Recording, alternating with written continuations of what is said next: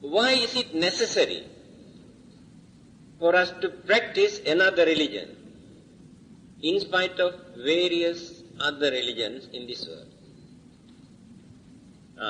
We must understand this. Of course, we always try to justify our own religion without studying, thinking, analyzing and understanding. Because that is our religion. The followers of every religion does the same thing. I try to promote my religion. I try to justify my religion. I try to glorify my religion. But I do not know anything about my religion. Because of that concept of my religion. Now all the others, the followers of various other religions, try to introduce their religion. Any rubbish in the name of religion. The idea is our religion. We must introduce our religion. But there is nobody to analyze and understand whether there is truth or reality in that particular religion. The big battle, unhealthy competition, jealousy and hatred, discriminations, all these things take place because of that concept of I or my religion. These are not religious discrimination. The concept of our religion. Anyway, let us try to find out whether the Buddha has contributed something which we cannot find in any other existing religion or existed during the Buddha's time. This is more than 2,500 years ago. I think you have heard. At that time, there were more than 62 religious cults and creeds or denominations in India. They had more than enough religions. So in spite of all these religions, why? The Buddha wanted to introduce another religion. Because people were not hard up with religions. And today also, here in this world, people are fighting and organizing various religious competition, challenges, because we have more than enough religion. In simple language, if I say, today people have no peace because of religion. People create more discriminations and differences because of their religion. There are certain countries where there are no religions. They also live as human beings, not as barbarians. Good qualities, virtues that we talk, such as honesty, kindness or compassion, charity, morality and harmony and cooperation and understanding, they also maintain all these good qualities. They also practice charity. And then, what is that extraordinary characteristics or the development that we can prove according to our respective religion that we have cultivated?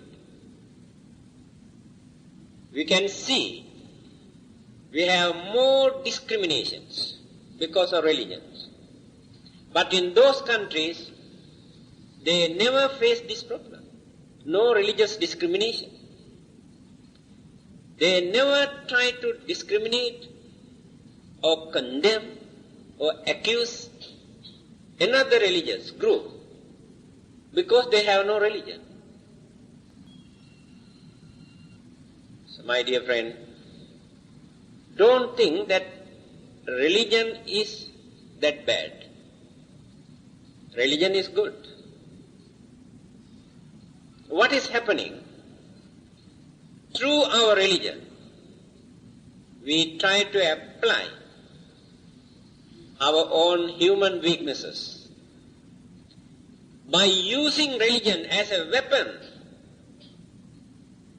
we try to make use of religion or advantage. Then jealousy, discriminations, hostility, impatience we develop. These are our own weaknesses. This is the way how we have polluted the good name of religion. To adapt any of those evil, harmful, unhealthy attitude, to discriminate others. That is why many people say religions create more harm than good to mankind. Religion encourages people to harbor more jealousy, hatred, discrimination. Now what is happening to religion? We human beings never try to make use of religion for us to get rid of our human weaknesses and to cultivate our humane qualities and to develop our human intelligence, intrinsic human intelligence we have. Without doing that, we cling to something else by using the name of religion. We abuse, we disgrace our human dignity. We surrender our intelligence and education when we come to practice religion. We are ready to follow or to practice any kind of ridiculous, meaningless practices in the name of religion. This is the danger. Now let us come back to the Buddha. What he really wanted to do and what he preached when people were practicing or leading a religious way of life in that way. Now let us take item by item. At that time, even today, human beings never realized that we have potentials, abilities for us to find out the aim of our life, the purpose of our life, without depending on another supernatural living beings. This is our weakness. We always believe that there is someone above to control us, to punish us, to reward us. This belief is based on our human weakness. Because we have not learned the nature of human mind. This is the important point the Buddha wanted to tell us. Don't surrender yourself to another person. If you do that, it clearly shows you have not cultivated, developed the nature of human life,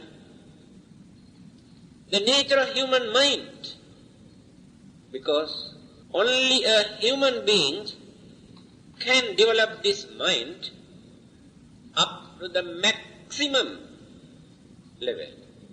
Nobody else. No any other living beings in this universe. So the Buddha wanted to tell us, without depending on others, you must try to cultivate. Example, he says, the followers of all the other existing religions divert, focus their mind towards and outwards external agency, authority, power, thinking that worshipping, praying, offering towards some sort of external powers and authorities and sources that we can gain our peace, our happiness, our salvation, to find out the purpose of our life. This is the common belief.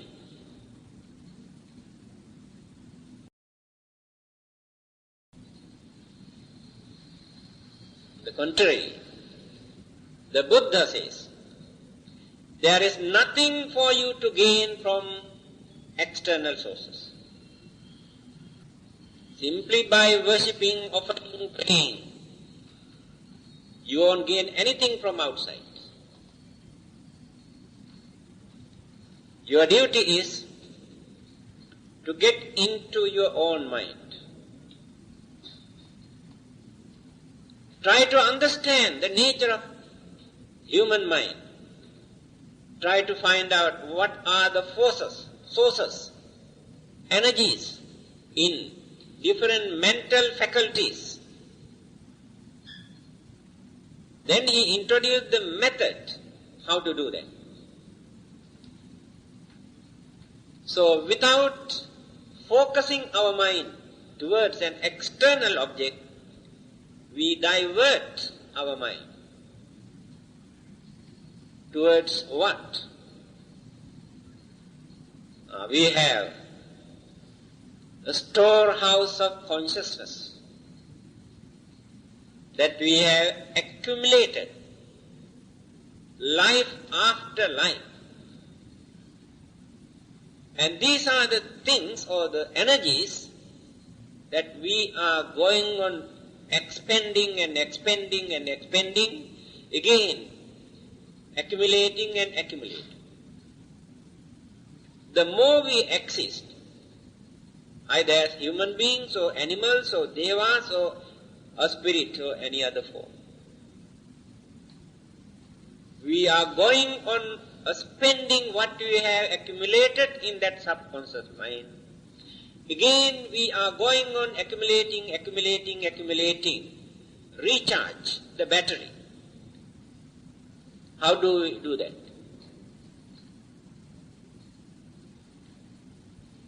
The way how we think,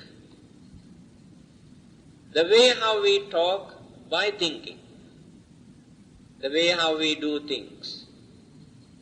These are the three channels.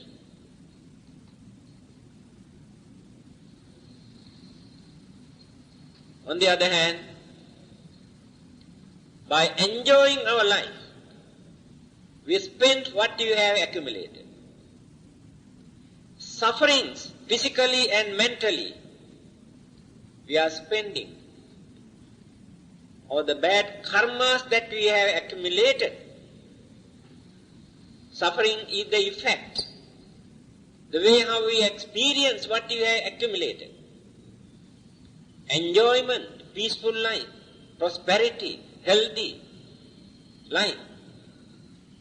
We are experiencing certain good thoughts, good work, good action, what you have accumulated in the subconscious mind. So when we divert our mental energy towards this, we stimulate our mental energies. Many things that we have learned during our previous births, certain good qualities that we have practiced, or certain bad things that we have committed, our mental tendencies, our habits, our nature, our behavior, our temperament, our moods, our attitudes, we do not know anything. We create our own imagination. So when we divert our mind toward this storehouse of consciousness, then we can make use all the good qualities and energies and the virtues and habits. Again, we can suppress and control certain bad habit. Then we go on developing and developing and developing and developing this mind. There is nothing for us to gain from outside, either from heaven or hell, or from a Buddha or God. One item is, the Buddha has given due credit to human mind and taught human beings to understand things by thinking, not by accepting concept and faith and belief. Remember this. It's a vast difference. The followers of various religions have their own concept, their faith and belief. These things they have taken from others, not their own. Religious authorities or their parents ask them to believe, to maintain certain concept, then develop faith. These are the important ingredients in their religion. To them, faith or belief is the most important thing. Now, what is the Buddha's attitude? To the Buddha, belief or faith or concept, these things are immaterial. To him, these things are imaginations, our own imaginations. We have not accepted these things by studying, thinking, learning or analyzing. Just accept it. Then we develop this faith, this belief. The Buddha did not encourage for this. He says, you have thinking power. Then he taught how to think, how to understand, how to analyze. Then that knowledge itself does not serve any purpose. By using that knowledge, he says, you must know how to purify your mind. Without that mental purity, whatever knowledge whatever faith or belief you have, you never experience your final salvation. Now again, the difference. All the existing religions tell us, preach, believe, accept this. The Buddha's advice is not to believe at once. Don't believe anything at once. That belief can become very harmful, which create some sort of blind faith. After that, no more thinking power in that mind. You stop thinking because you have accepted already. But when we come to the Buddha, he says, first a study, think. After thinking, you can understand. When you understood, you know whether it is right or wrong. So the belief is not the important thing there. Then naturally, you gain confidence. Now you have no confidence. That is why others can come and topple you, attack you, criticize you, condemn you. You can surrender yourself because no confidence. If you have confidence by realizing, oh, the Buddha is like this, and what he taught is like this, the method shown by him is like this, I know. Then confidence is there. At the moment, very, very shallow, very shaky. And now you can understand. Then, the method adopted by various religious groups at that time, even today, when you compare with the Buddha's teaching, you can see the difference. But unfortunately, for the last 2,500 years, different Buddhist denominations, such as Theravada, Mahayana, Tantrayana, Vajrayana, Disyana, Datyana, what they have done to introduce their particular religious denomination, they have incorporated, mix up so many other practices and beliefs into Buddhism, completely polluted, change the purity of the Buddha's teaching. Remember this. Many things the Buddha has rejected in his basic teaching. Later, all these different schools of Buddhism again embraced, accommodated and introduced as Buddhism. That is why you can find a lot of rites and rituals and superstitious beliefs and practices as Buddhism. In the Buddha's teaching, you cannot find such. Then what happened?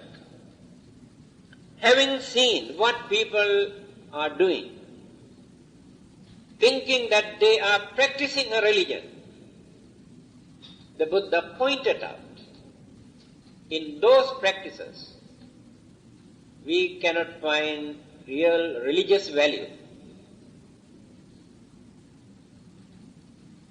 Animal sacrifice was very common at that time. They burned, they slaughtered animals to please their God, thinking that they can receive the blessing for their protection to get rid of their problems and sicknesses, misfortune, sacrificing all these animals. In every religion, even today, into a certain extent, animal sacrifice can be seen.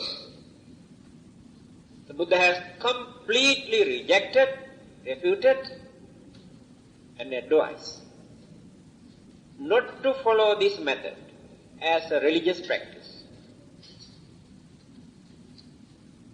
That is what the Buddha taught. Another method. Having seen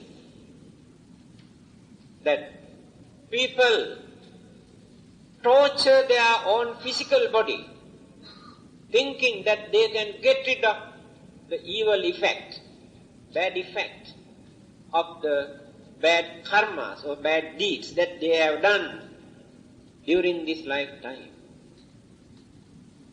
The Buddha says that is not the method. By torturing your physical body, you won't be able to get rid of the bad effect or the bad karma that you have done. He says, physical body is not responsible for your bad deeds. Although you use this physical body, your mind is responsible. If you want to punish, you have to punish your mind, not your body. Then how to punish this mind? The best method is to arrest this mind. Without allowing this mind to behave as its own. That is the highest punishment. That is called mental training. When you train your mind without allowing that mind to behave as it wants, you are going on training this mind. See the method introduced by the Buddha. So don't torture your physical body.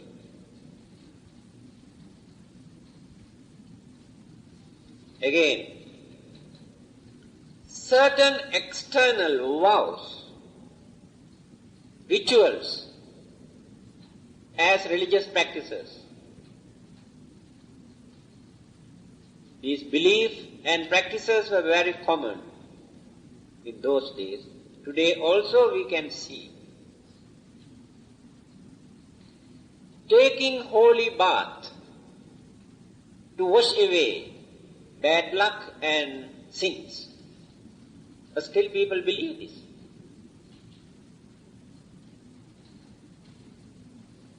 When the Buddha noticed that there were many people who go to holy river to take bath, to wash away their sins, you can see in the Buddha's teaching what he said.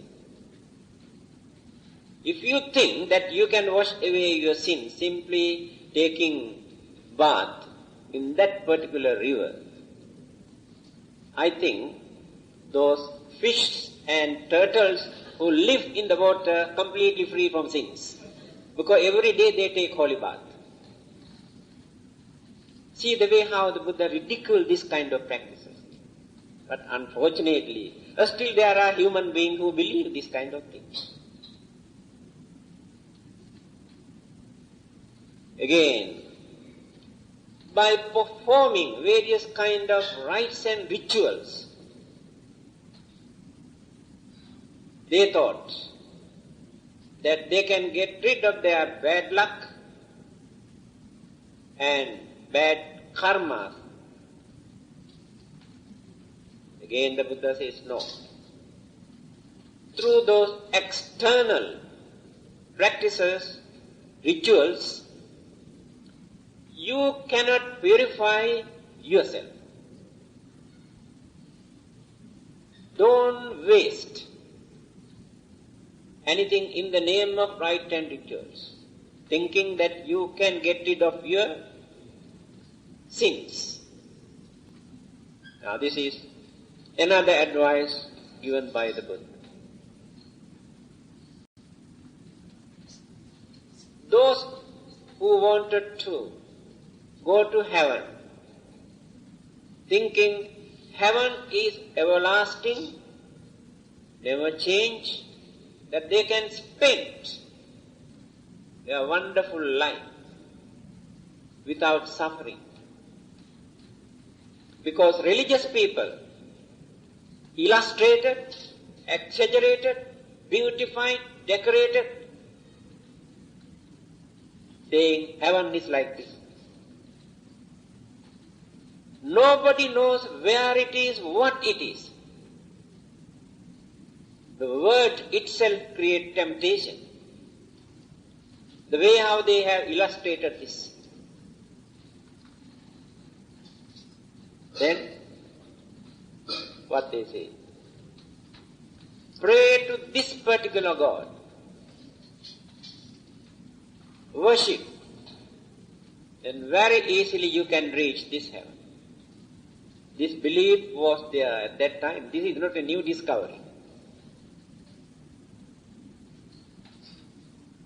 Look at the Buddha's attitude towards this.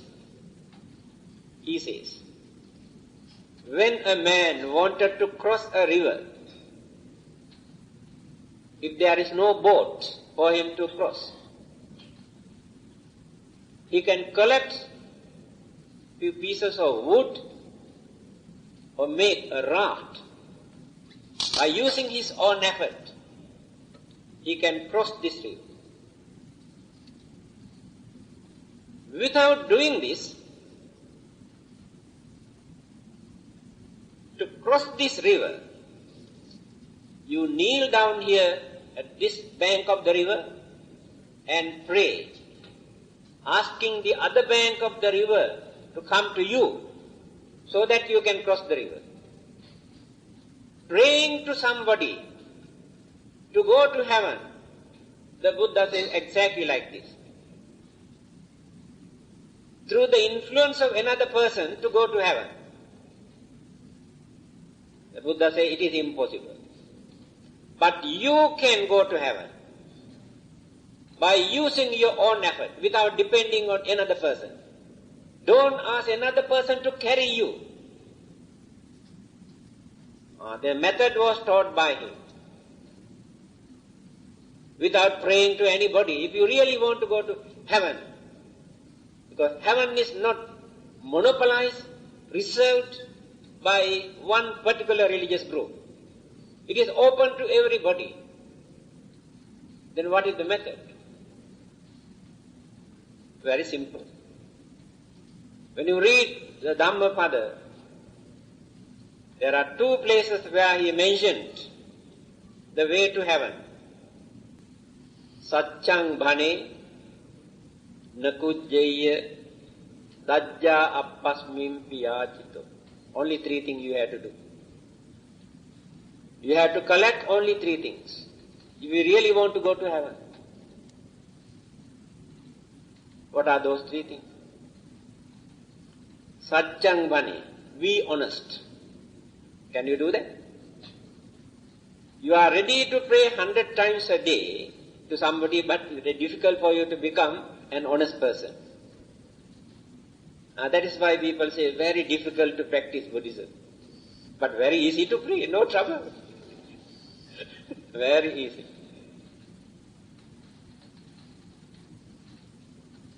Try to be honest. Nakujjaya. Don't show your anger. I see the way how Buddha has used a wording there. He knew it is difficult for you to stop your anger. Naturally, it arises. But here, what he says, don't show your anger to others. When you show your anger, you disturb others. You create very bad atmosphere. You create enemies. Lot of problems and troubles and difficulties and sufferings. So when you control your anger, then you get used to it. After some time, that anger won't arise. Slowly goes down and down and down. Control your anger. Third one, don't be selfish. Contribute something within your capacity. What you can, for the benefit of others. That means sacrifice something. There are various ways. Not only donating money or food or clothing. There are many other things that we can contribute for the benefit of others, to relieve others' sufferings, without spending a single cent. There are many things that we can do for the benefit of others. If not, if you can live without disturbing others, that is the highest contribution. Wonderful service to others.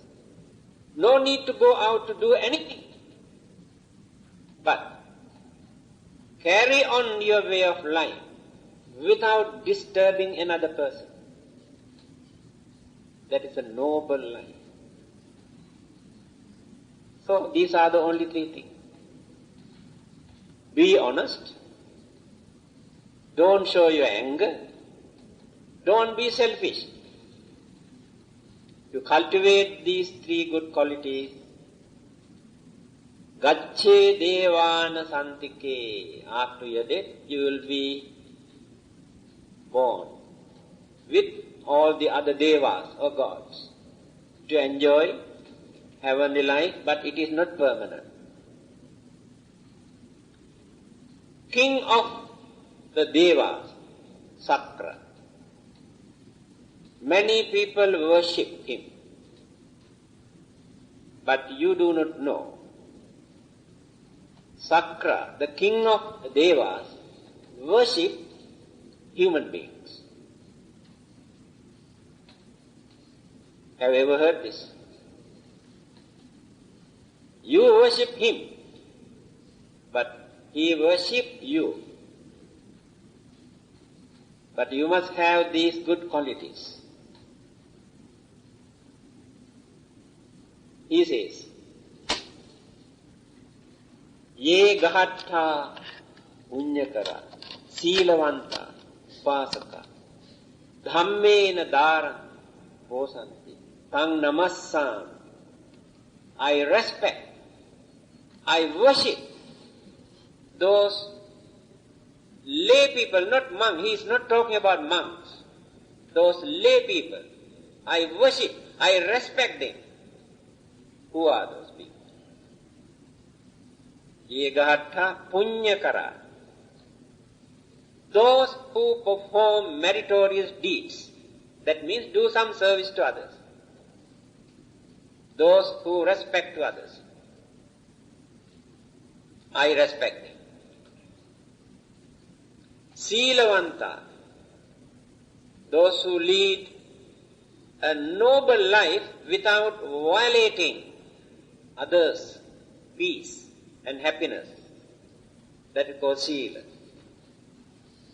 Upasaka. This is a very big title for lay people. Bhikkhu, Bhikkhuni, Upasaka, Upasika. 4 groups. Bhikkhu and Bhikkhuni, monks and nuns. Upasaka and Upasika, lay devotees, male and female. Upasaka, male. Upasika, female. So those who lead a religious life, those who are trustworthy, those who lead a noble life, are known as Upasaka and Upasika. So Sakra says, their duties toward them by earning something in harmless way, blameless way. See the wording. Those who earn their livelihood in a respectable way. That means without bluffing, swindling, cheating, robbing, and disturbing. Can you do that? Then, by earning in respectable way, they look after their wife and children without neglecting them. I respect them. This is the sayings in the Buddha's teaching. How Buddha has appreciated, acknowledged and accepted this saying. Now you can understand the real validity of the nature of human life, human mind, human intelligence. But unfortunately, due to our ignorance, we do not know how to make use of, how to cultivate. We surrender everything. We worship devils. We worship ghosts. We worship animals also. See how we disgrace our human intelligence. We perform all sorts of rites and ritual ceremony, ridiculous things.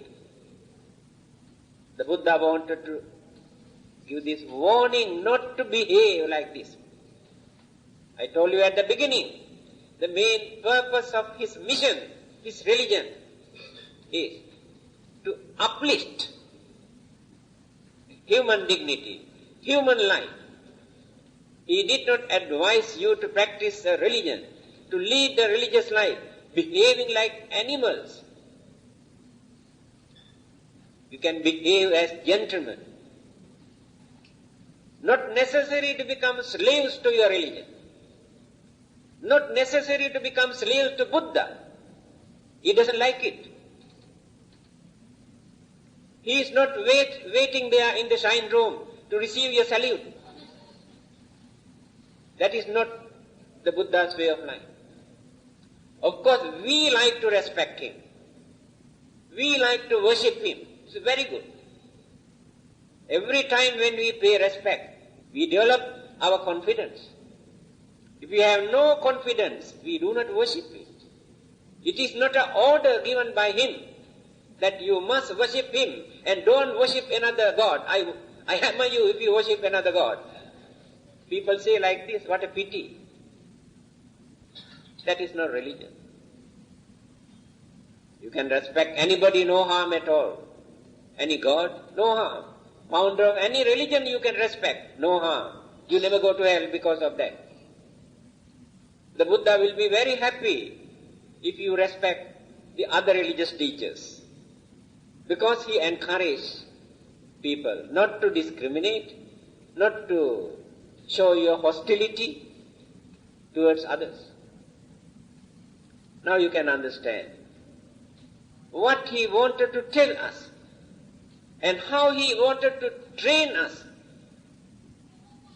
in simple language.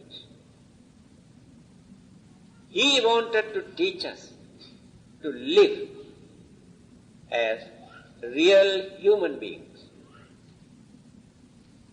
Now we can understand the real nature of human life, but we are abusing this. Our ignorance, our selfishness, our greed, then our anger, hatred and jealousy and various evil forces completely eclipse, closed, topple our human dignity. Then the method taught by the Buddha is for us to remove those dark clouds from the mind so that we can penetrate, we can see, we can understand what is in our mind. So inwards, not outwards. Buddhism is for that purpose. Again, discriminations, social evils, having seen how people have misled others, discriminated others, toppled others, he pointed out. Women, never in our human history, no any other religious teacher or social reformer or political leader had ever come forward to relieve or to give due credit or due place in the society or in religion. First time in the human history, the Buddha had done that. The women were not allowed to enter any places of worship, never allowed to practice any religious prayers or worshipping or offerings or recitals, cannot. Strictly prohibited. And never allowed to go out from their home or from the kitchen throughout their life. They never given any chance to learn any language. The Buddha had a very big battle. He had a very strong opposition party against him for giving this freedom to women. But he said it is unfair. They too have human mind. Later, all the others learn from this religion to give due place to women folk. This is the highest contribution what Buddha has done. Again, class and caste discrimination. They say,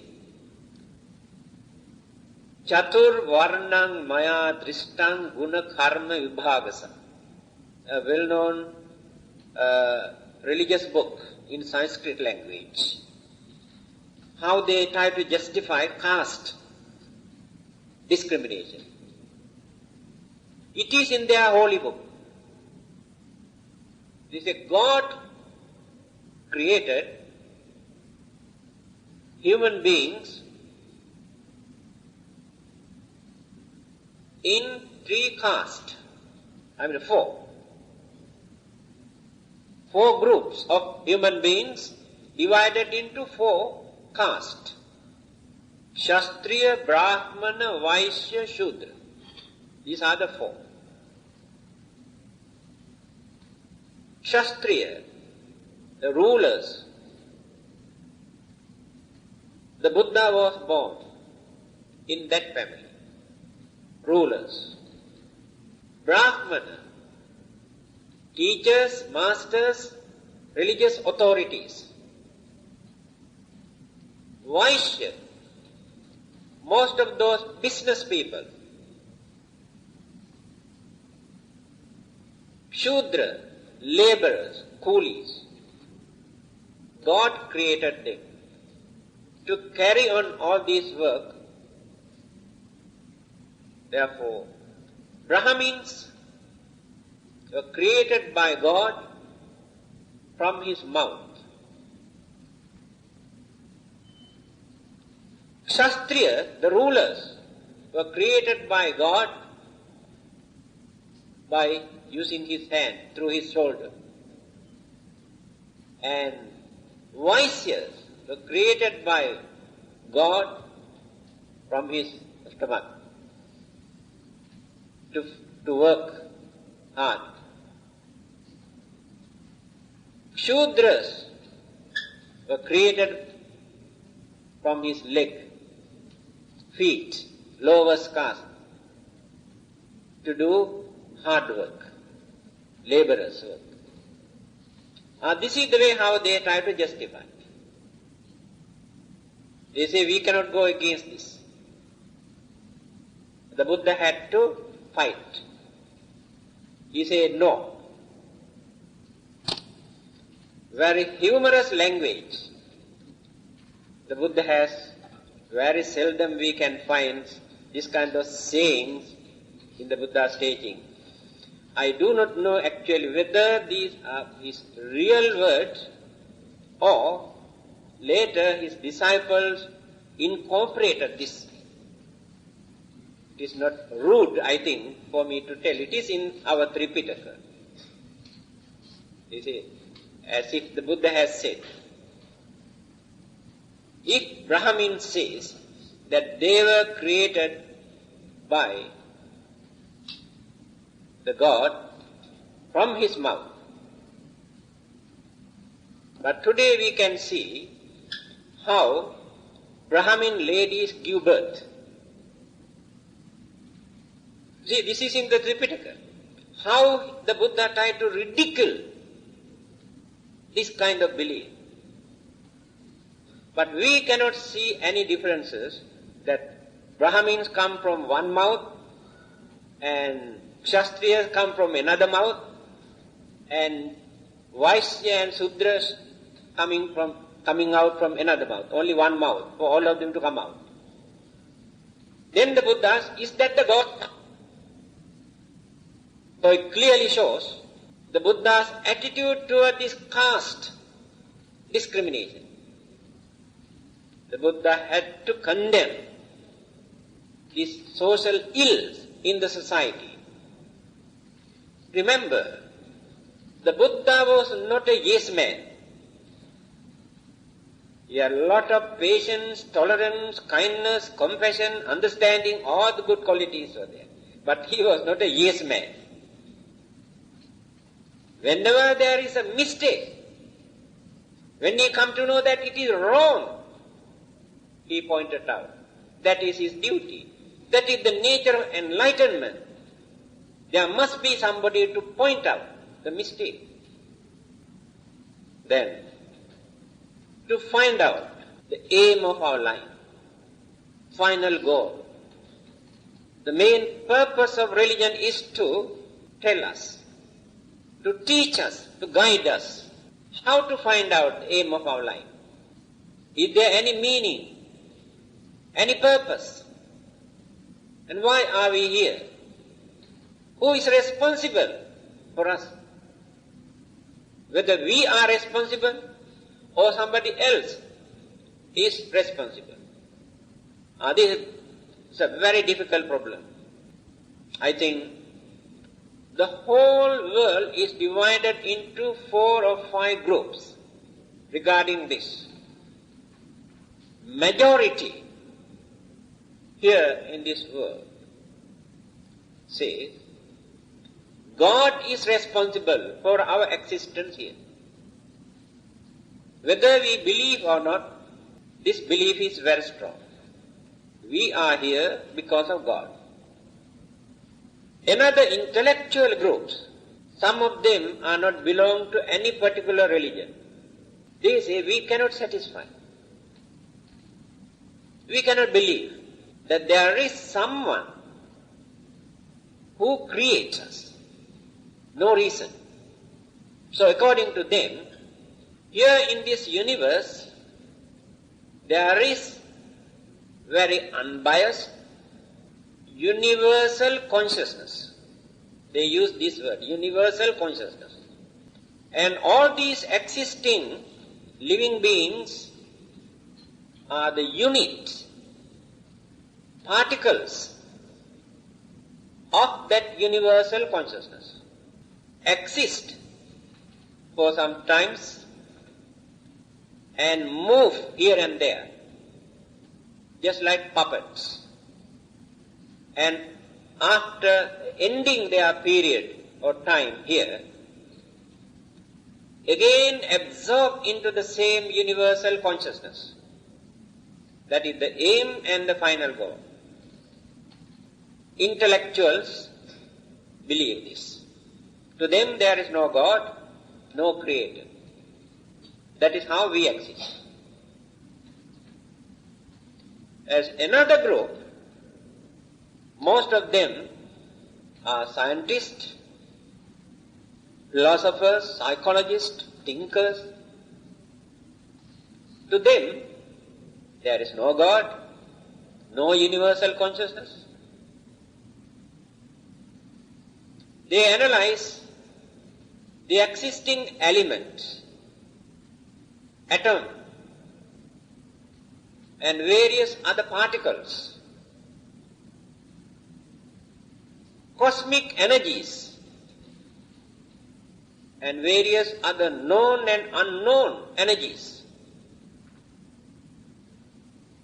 So the combinations of all these elements and energies, because of their gravity and magnetic power, different shapes take place as human beings or animals or birds or snakes. So remain for some time. After their dissolutions of these elements, disintegration, again absorb into the same elements and energies. That is the end of it. See the way how they analyze.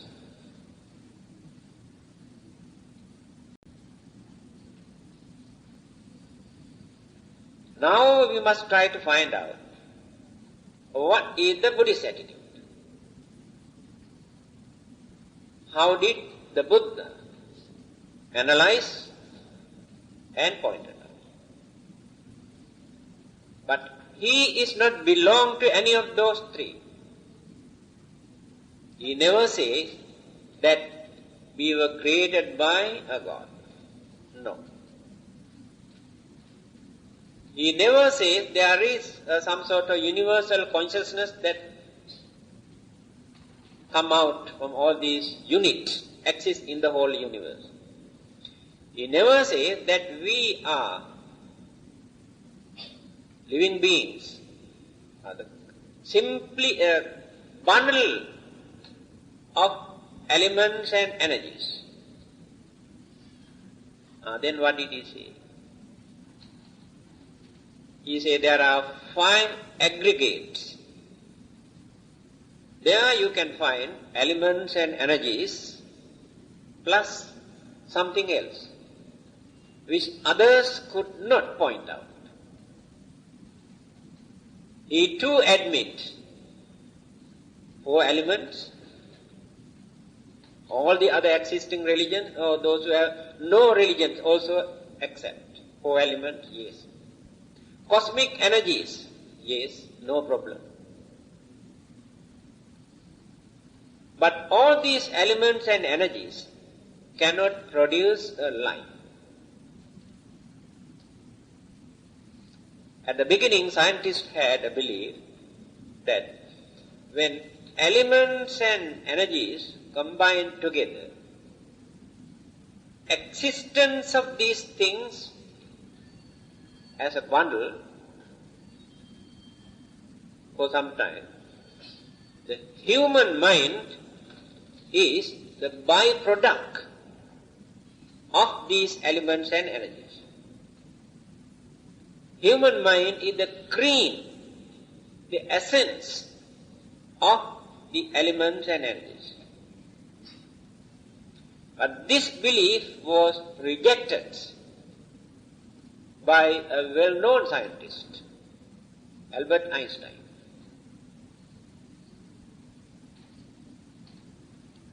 But his interpretation supports the idea what the Buddha pointed out. He says, it is impossible for elements and energies to produce a life. Before that, there must be a mental energy. Mental energy is not a byproduct of elements and energy. Human mind is the nucleus which is originated, implanted at the beginning. Then the elements and all the other factors and energies join together, mold, shape up a line. This is a scientific interpretation. Now let us come back to the Buddha. First started from mind and matter, two. These two you can find in other religions also. In Hinduism, also Prakriti and Purusha, just like mind and matter. Same idea. Chinese philosophy also point out combinations of two things, yang and yin. These two, just like mind and matter. Then analyze what is mind and what is matter. Mind into 4 groups, matter into 4 groups, 8. Now this is the Buddha's analysis. Now the problem is this. Elements exist, yes, no problem. Then how did we get this human mind? Where it come from? Who created it? This is the thing that we cannot understand. For that, the Buddha has pointed out. Universes, not only one universe. Universes are infinite. There is no limit. There is no beginning. There is no end. This is the nature of universe. In various universes, different kinds of living beings in different forms. Also, infinite. No limit. We know only about this. So the nature of the enlightenment is to understand how these universes exist. One particular name given to the Buddha is Lokavidu, the knower of the world. He knew. That is called enlightenment. Unless or until we gain this enlightenment, we won't be able to understand this clearly. So when all those different forms, different kinds of living beings appear and disappear, they are departed consciousness from one planet to another planet, one world system to another world system, one country to another country, according to their inclination, attachment, craving that they have developed during their previous existence. That magnetic power. Now, if we cultivate our way of life by molding and molding and molding our mental energies, after our death, our existence again or rebirth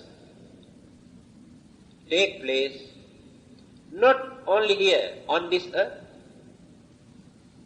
but there are millions and billions and trillions and countless world systems where there are living beings. So according to our concentrations, inclinations, attachments, our existence takes place in one of those places. Now if we abuse our human life by committing, doing evil things, bad things, polluting our own mind, we are developing and developing and developing, then after our death, inclination that we have molded will be landed in a place where life can become miserable. We regard this as hell. Sufferings. If we cultivate our way of life, as I mentioned just now, by maintaining some dignity and good qualities, then our attachments and inclinations and ambitions mold and direct mental energy towards another direction. Then existence can take place somewhere else, where we can experience more pleasant, more peaceful, more happy life, but not permanent. So, mental energies are always moving, just like gravity, and the other elements come and combine with this individual consciousness. This is the way how the Buddha has introduced, but many people cannot understand. They say very deep, difficult to understand. Somehow or the other, one day we have to understand. So if we go on analyzing what the Buddha taught, now you can understand that he has gone very far away from all other existing religions. And his way of analysis, interpretations are entirely different from many existing religions. This is the answer to those who say all these religions are the same, utter rubbish. How can we say the same? You can say like this: the purpose of every religion is the same, right? The purpose of every religion is to tell you how to find out your final salvation.